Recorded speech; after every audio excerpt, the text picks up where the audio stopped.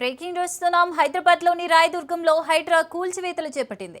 Telecom నగర్లోని survey number 91లో 5 గుడిసెలను సిబ్బంది కూల్చివేశారు.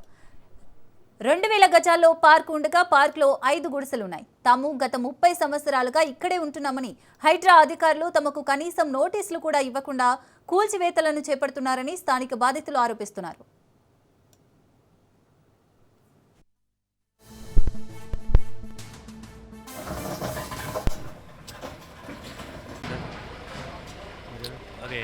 ఎవరు సార్ మీరు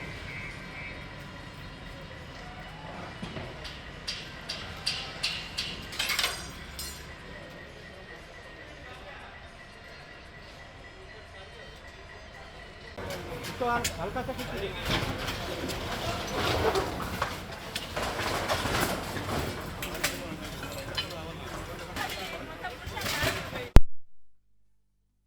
ఏం చేయండి స్వామి, ఎందుకనంటే గుడి తీసేస్తామని రాత్రి తీసేద్దామని ప్లానింగ్లు ఉన్నారంట. ఇది ఆల్రెడీ నాకు ఇంతకుముందు చెప్పారు, చాలామంది చెప్పారు రాత్రి తీసేస్తారు అన్న గుడి, మీరు ఒకసారి ఎవరికైనా ఉంటే చెప్పుకొని జాగ్రత్త పడండి అన్నారు.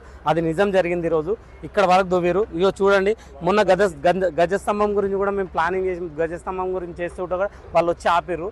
మీరు ఏం చేయకండి, మేము డెవలప్ చేస్తామని చెప్పారు. కానీ ఎటువంటి డెవలప్ చేయలేరు వాళ్ళు.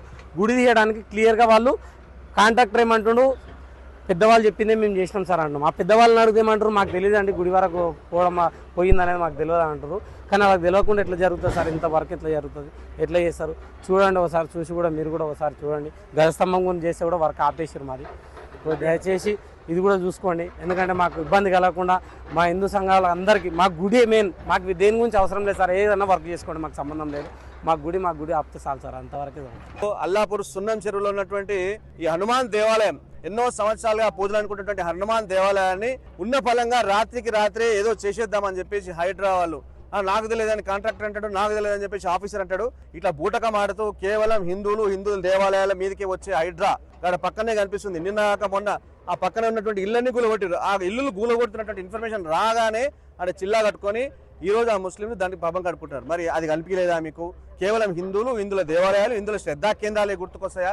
మరి హైడ్రాకి నిజంగా దమ్ము ధైర్యం ఉంటే, హైడ్రా నిజంగా మొగతనం ఉంటే మిగతా ఏదైతే అక్కడ సల్కం చెరువులో ఉన్నటువంటి ఆ ఫాతిమా కాలేజు ఇది ఇట్లాంటివన్నీ తీసుకోనరా.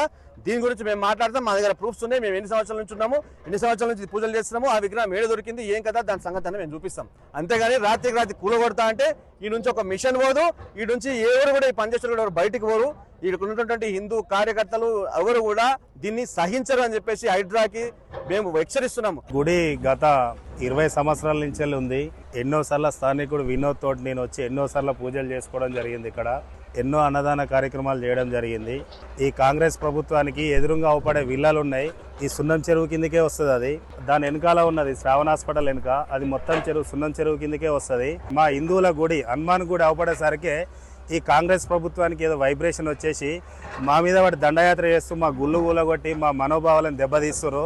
ఖబర్దార్ కాంగ్రెస్ ప్రభుత్వం, అక్కడ ఉన్న మసీదును కూలగొట్టారు. ఏడైతే హిందువుల గుళ్ళు అవపడితే గుళ్ళు ధ్వంసం చేయడం, గుళ్ళ మీద పడి వీళ్ళు రాక్షసులాగా మా హిందూ ధర్మాన్ని పాడియడం కోసం కంకణం కట్టుకురు. ఒకటే చెప్తున్నాం, కాంగ్రెస్ ప్రభుత్వాన్ని హెచ్చరిస్తున్నాం. ఇక్కడి నుంచి వెళ్ళి ఎవరైతే వాళ్ళు వచ్చి హైదరాబాద్ రేపు చేయేస్తే దీని మీద చాలా పరిస్థితులు ఘోరంగా ఉంటాయి. మా రాష్ట్రం నుంచి మొత్తం బీజేపీ శ్రేణులు అందరూ కలిసి వారి మీద ఫైట్ చేయడం జరుగుతుంది. ఖబర్దార్ ప్రభుత్వాన్ని హెచ్చరిస్తున్నాం. న్యాయం చేయండి.